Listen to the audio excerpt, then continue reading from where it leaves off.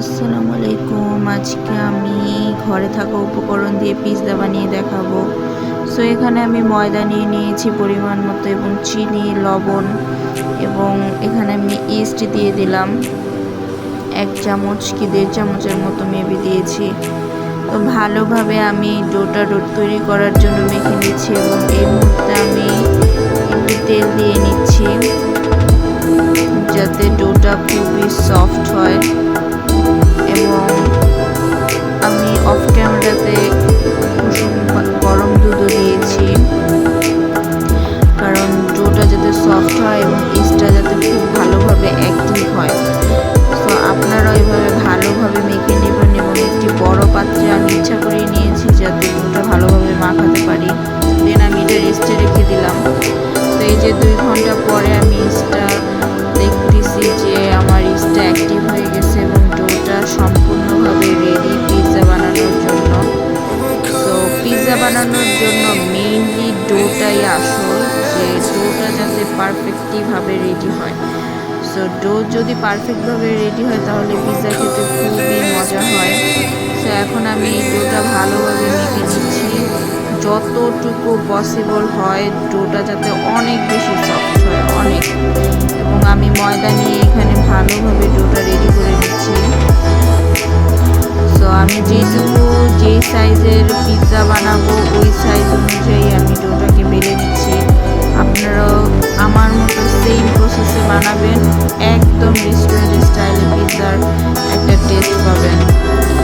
So এখন আমি যে ভালোভাবে ডোটাকে বেলে নিচ্ছি এবং আমি যে মোল্ডে বানাবো পিৎজা ওই মোল্ডের সাইজ অনুযায়ী পিৎজার ডোটা রেডি করে নিলাম। এখন আমি কিছুটা ময়দা দিয়ে দিয়েছি, এখানে আপনারা ময়দা ইউজ করবেন।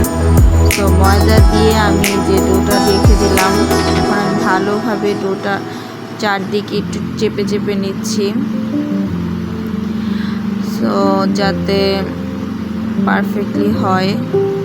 তো এখন আমি একটি কাঁটা চামচ নিয়ে নিব। কাঁটা চামচ দিয়ে আমি ভালোভাবে ডোয়ের মধ্যে আমি ছিদ্র করে নিব, কারণ যাতে আমরা যেহেতু এখানে ইস্ট ইউজ করছি, সো আমি যদি ছিদ্র না করি রুটিটা ফুলে যাবে।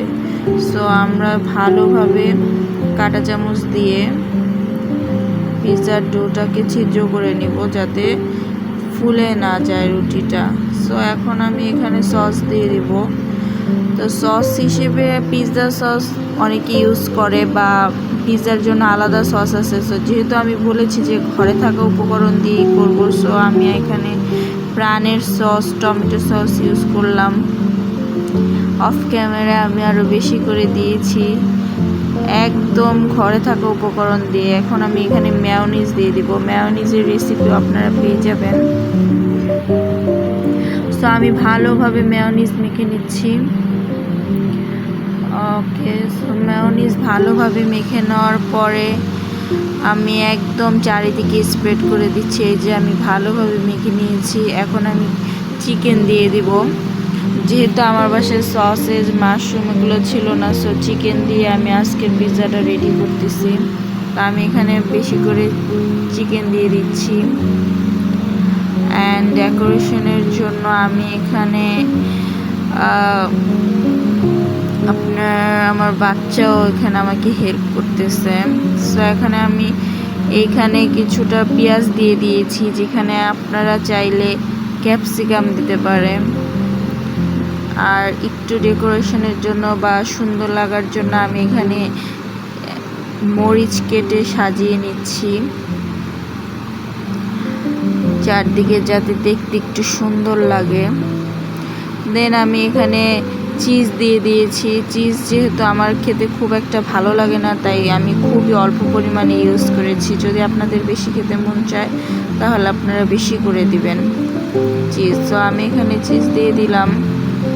একদম ঘরে আমাদের আমি মনে করি এইসব উপকরণ থাকেই।